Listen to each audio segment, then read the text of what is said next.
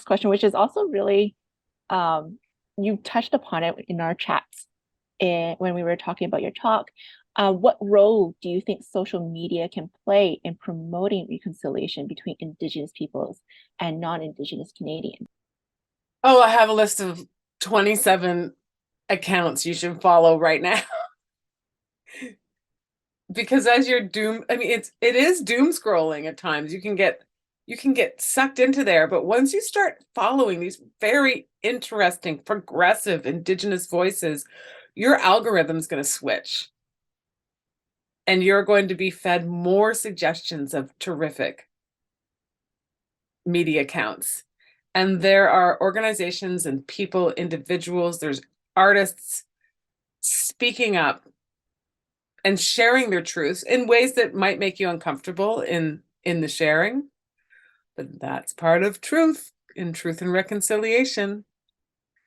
There's artists, Indigenous artists who weren't given a platform before that are doing phenomenal things online.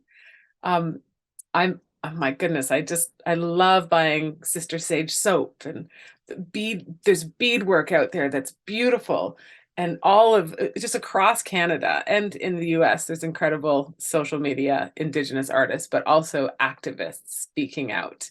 I always worried about when we have a lot of Americans come into the cultural center, especially because the ski resort is managed by an American company, and they come in with such appreciation and reverence and with open ears listening to the stories, and it's beautiful. And then a little bit scratched under the surface for me is this worry that their thought is, look at what Canada has done. Look at what Canada did. What horrible, brutal history. And witnessing it from the other side of a screen or the other side of a borderline. And actually, America did it too. The difference is Canada's talking about it.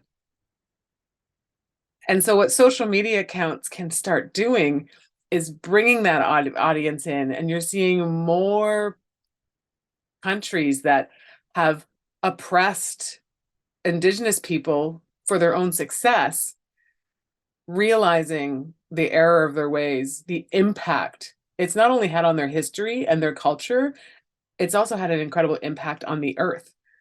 Indigenous people have been control burning for 10,000 years. And burn scientists have decided this is a great new idea that we've been doing for the last while to control the wildfire burns. Indigenous people knew it. They've been doing it for a long time. And that's the great loss that countries are seeing. The United Nations Declaration for the Rights of Indigenous Peoples is starting to have a current move through the world. BC was one of the first to adopt DRIPA, the Declaration for the Rights of Indigenous Peoples Act. Canada followed about a year and a half later. So we're at the precipice of some incredible changes where addressing the rights of Indigenous peoples was a silo or a cylinder of excellence. I don't know. It was a silo.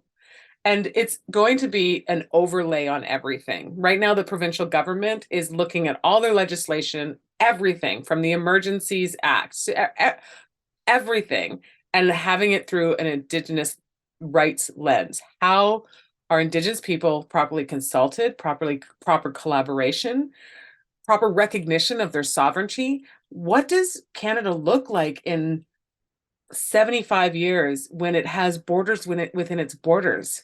Imagine that, where we have sovereign nations that are Indigenous nations, First Nations, Inuit, and Métis, living inside of a larger country. And what does that look like? What does it look like when the all of the calls to action for truth and reconciliation are addressed, but even more so, what does it look like from a government and a social structure when all of the goals of DRIPA are met?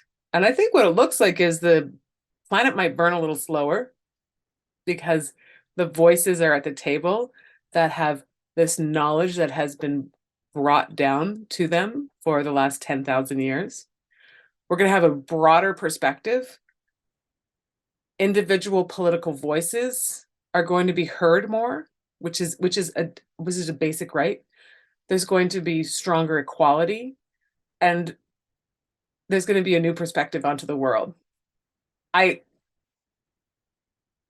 I can't wait for the generations to go, can you believe that these incredible leaders were not listened to for so long?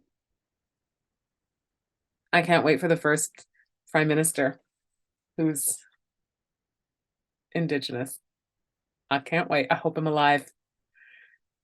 And if my one vote can do something, I dang well will be alive when she becomes prime minister. I would love to see that. Absolutely.